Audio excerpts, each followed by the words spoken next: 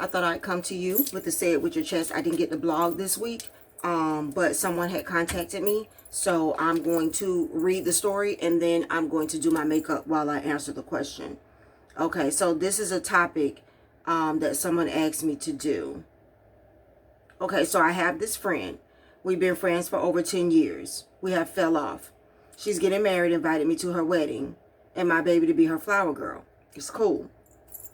She texted me one day on some casual conversation, didn't say anything pertaining to the wedding. I didn't respond that day because I was busy. She put me and my baby out of the wedding, then told me I was dependable.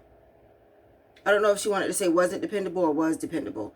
But I'm like, if I'm not dependable, why you asked me to be in it in the first place? I apologized, and she steady bringing up old stuff and going on and on about all the stuff I have did wrong in this friendship.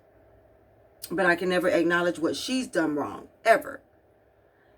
Is it even worth fighting for, or do I just need to let it ride? Okay. So, let me tell y'all what I think.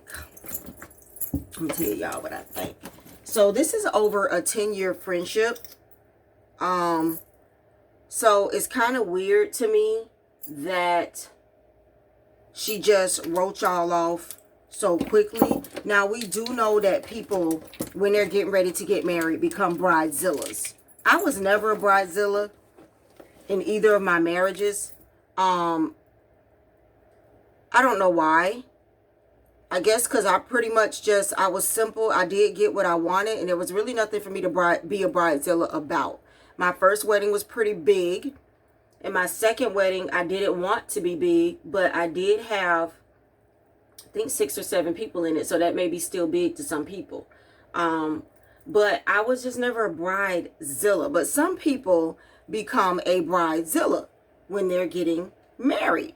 So it depends on when she messaged you that day, what was she messaging you about? Because, okay, for instance, we're going to put ourselves in her shoes. She may be overreacting, true enough. But what if she was somewhere getting something for the wedding and she needed your opinion and your answer, you being possibly, you didn't say you were her best friend, but for over 10 years, I would assume you were her best friend. And she needed you to answer. And she's standing in the store or making a decision, and she really needed you to answer. So let's put ourselves in her shoes, okay? I know me, anybody who knows me, I'm very impatient. I don't have no patience. You know, sometimes even when I text my mom or one of my sisters, I can be like, man, text me back. Like, even some of my sisters is like, dude, I know you got your phone. I know you do. 90% of people, and my mom will walk away from her phone. I tell y'all that, or she own it. But your phone is in your hand.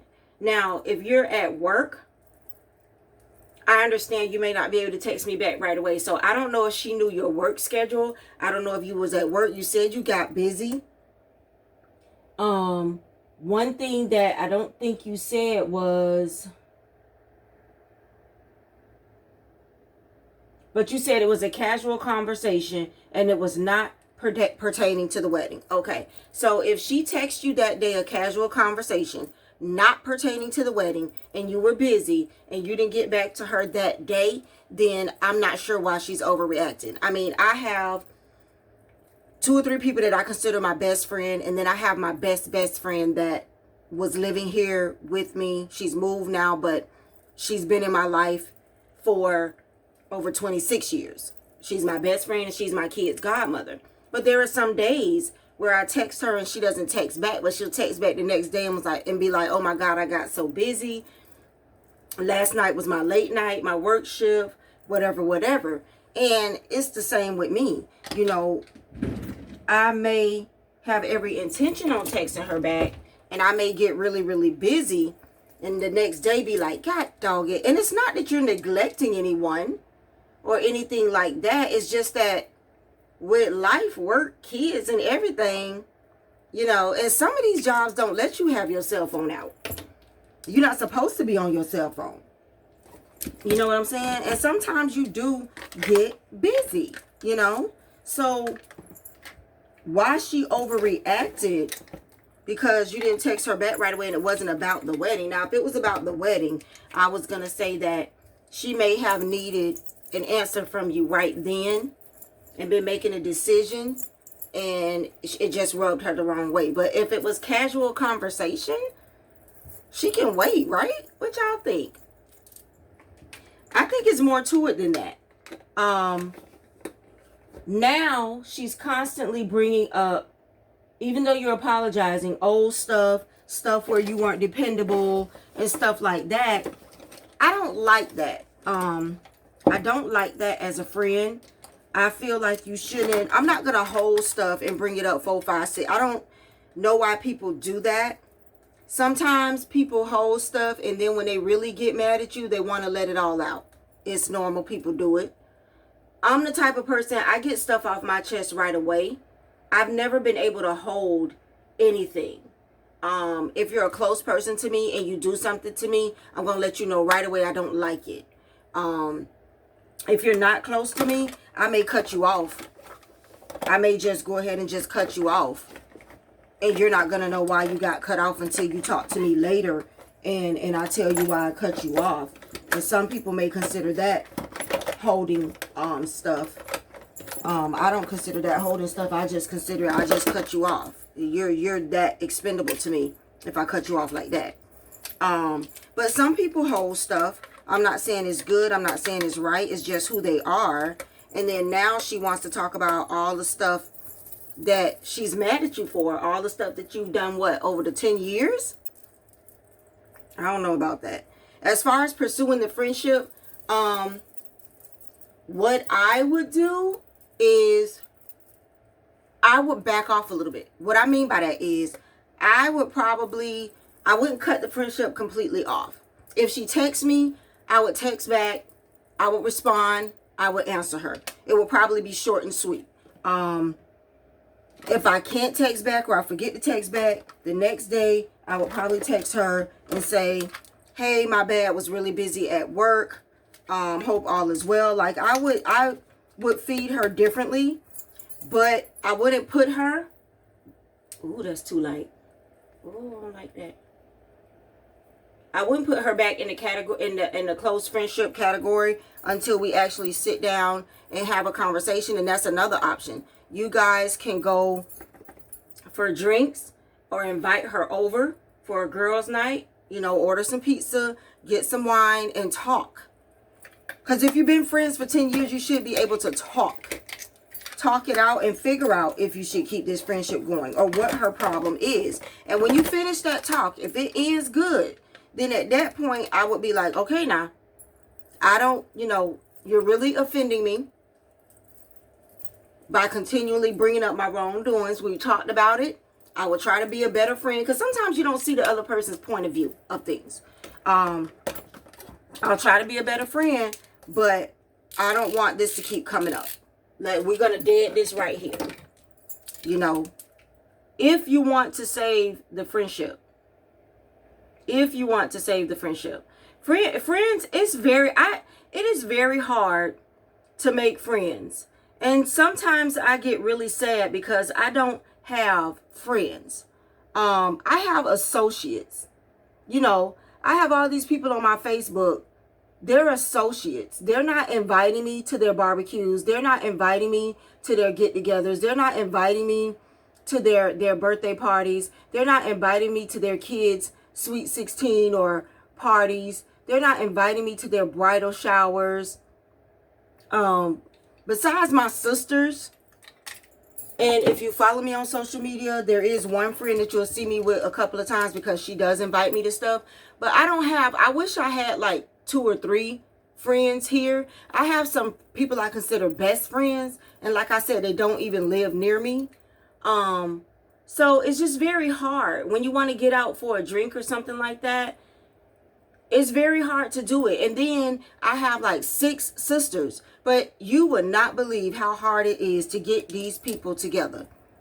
I even told them that I was going to start planning once a month a siblings get together. Because I shouldn't need to have to worry about friends with all these sisters that I have.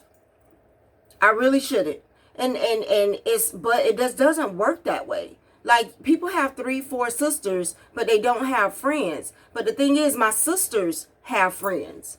So they'll go out with their friends, and I see them posting with their friends. And sometimes I'll be like, wow, it's kind of crazy that friends, they can get together with their friends, but we can't get together as siblings. Unless it's somebody's birthday, or unless something bad happens. And I told them, I said, we need to get together more than just for funerals.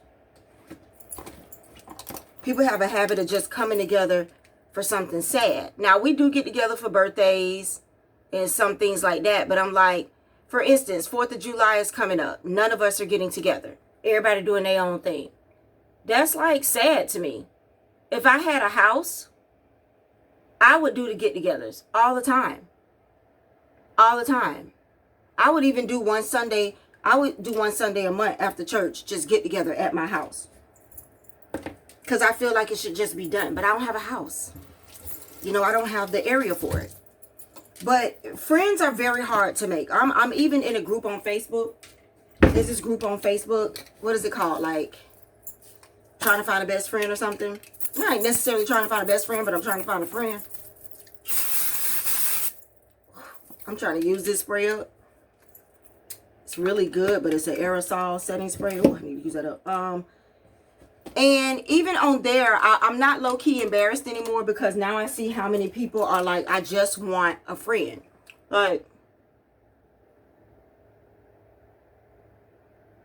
people are on there like, I just want a homegirl that's going to text me 2 or 3 times a week, check on me. I can vent to her when I want to. We can go have a drink. We can go for brunch. Something like that. Like, you'd be surprised how many people, and it's a lot of people, all different age groups. Because I was like, dang, at my age, I'm out here trying to find a friend. Sad, but I am not the only one. So, friends are very hard to find, very hard to come by. Something has rubbed her the wrong way. She keeps bringing it up. She keeps coming after you. What I would suggest is plan something to talk to her. Something. If you think it's going to get loud, don't do a restaurant. Or, like I said, invite her to your house. You go to hers. Y'all order pizza, order wings, get some wine, sit down and actually talk. If you want to go to an outside place that has an outside patio, outside whatever, and actually figure out what's going on. Figure out what her problem is, how she sees things. And let her know how you see things.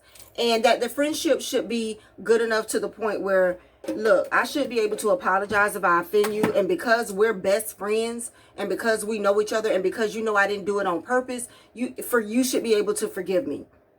If you can't work it out, then you have to let it go. Because it's kind of draining for someone to just keep pounding and pounding and pounding at all of the wrong you do. She obviously needs to talk about it and get it off her chest. And I would let her. And then you have to determine if that friendship is worth saving. I don't know if you have other friends or not, but I would say just friends are very, very, very hard to come by. Very hard to come by. And if you guys can save your friendship, try to save the friendship. Find out what's really, it's like a man. Find out what's really going on with her. Okay? Let me know how it goes. And anybody else that has any topics, anything you want me to talk about, I will put my email address down below, or you can DM me on Instagram, and I will say it with my chest. I'll see y'all next time.